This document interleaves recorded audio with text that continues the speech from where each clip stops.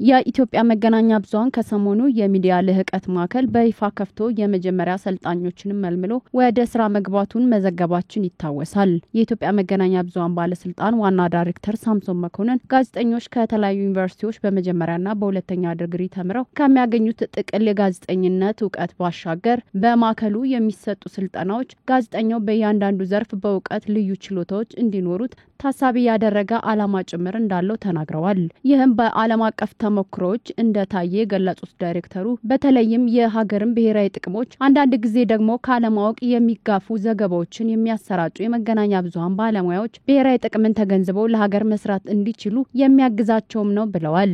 በተለይም ሌሎች ሀገራት በሚዲያ ኢንዱስትሪ ላይ ይታዩ የነበሩ ችግሮችን የቀረፉበት ተሞክሮ መወሰዱንም ጠቁመዋል። ከዩጋንዳ የተማርናቸው ነገሮች አሉ። ከማካሬሬ ዩኒቨርሲቲ በተለይ ደግሞ የአፍሪካ ሚዲያ ልቀት ማዕከል ከነሱ በጣም ብዙ ነገር ተምረናል። እንዴት አድርገው ሚዲያውን ሼፕ እንዳደረጉት ከሌሎች ሀገራት ከቻይና ተምረናል፣ ከራሺያ ተምረናል፣ ከአውሮፓ ሀገራትም ተምረናል። ራሳቸው እንዴት ነው የሚሰሩት፣ አሰራሩ ምን ይመስላል፣ መዋቅሩ ምን ይመስላል የሚለውን ነገር ብዙ ልምድ ወሰድንበት ያጠና ነው ጉዳይ ነው። በአገር ብሔራዊ ጥቅሞች ላይ የሚሰራ የመገናኛ ብዙሃንን ለማሳደግም ለጋዜጠኛው በዕውቀት ላይ የተመሰረተ የአቅም ግንባታ ስልጠና መስጠት አጠያያቂም አይደለም ይላሉ። ጋዜጠኝነት ፕሮፌሽናሊዝም ራሱን የቻለ ጋዜጠኝነት ኮድ ኦፍ ኮንዳክት አለው፣ አሰራር ስርዓት አለው፣ ሙያዊ መስፈርቶች አሉት። ኢትዮጵያ ውስጥ ለማምጣት አስፈላጊ ነው ስፔሻሊቲ ብለን እናምናለን። በሌላ በኩል ደግሞ አልቲሜትሊ ያንድም ሚዲያም ያንድም ጋዜጠኛ መስራታም ሆነ አሰራር አላማው ሀገርን መገንባት ነው። ሀገርን መገንባት ስንል የሀገርን ብሔራዊ ጥቅም ማስከበር ነው። ስለዚህ የሀገርን ብሔራዊ ጥቅም የሚያስከብር ሚዲያን መፍጠር ግድ ነው ማለት ነው። ከዚሁ ጋር በተያያዘ ጠቅላይ ሚኒስትር አብይ አህመድ ከ3 ወራት በፊት የመገናኛ ብዙሃን ባለሙያዎችን ሰብስበው ባወያዩበት ተከታዩ ማለታቸው ይታወሳል። የኛ ፍላጎትና ችግር እሱ አይደለም። የኛ ፍላጎትና ችግር ጋዜጠኝነት በወጉ ውስጣችን ሳይገባና ሳናቀው ናሽናል ኢንትረስትን ሳናቅ ሳውንድ ባይት በማስጨው ክሊክ በመሰብሰብ የንግድ መሳሪያ ማድረጋችን ነው ችግር የሆነው። ይሄው በቅርቡ በህዝብ ተወካዮች ምክር ቤት አፈ ጉባኤና በሌሎች ከፍተኛ የመንግስት ባለስልጣናት ተመርቆ በይፋ ስራ የጀመረው የሚዲያ ልህቀት ማዕከል ከሌሎች የዘርፉ ማሰልጠኛ ተቋማት ምን ይለያል ሲል ኤንቢሲ ኢትዮጵያ ለዋና ዳይሬክተሩ ጥያቄ ሰንዝሯል።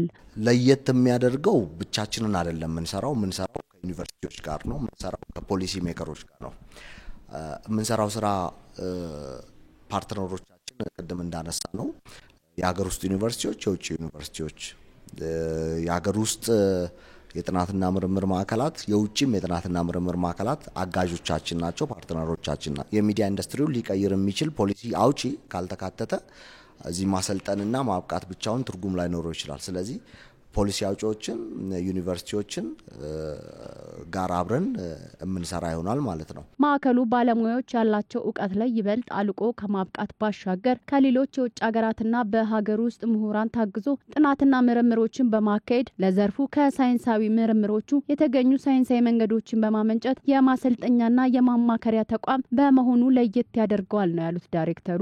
በሀገር ብሔራዊ ጥቅምና የህዝብ ህብረ ብሔራዊ አንድነት ላይ የማይደራደሩ ባለሙያዎችን ከዚሁ ማዕከል መፍጠር እንደሚቻልም ጠቁመዋል። ይሄው በመገናኛ ብዙሃኑ ላይ የሚታዩ ክፍተቶችንም መስመር ለማስያዝ ባለስልጣን መስሪያ ቤታቸው ወደ ስራ እንደገባም ገልጸዋል። የሀገራችንን ፍላጎት እንዳይሳካ በተለያየ መንገድ የሚሰሩ ሚዲያዎች አሉ። ያለነው ብሔራዊ ጥቅምን የሚያስከብር ሚዲያ ነው ስንል ፕሮፌሽናሊዝምን ማዕከል የሚያደረገ ነው።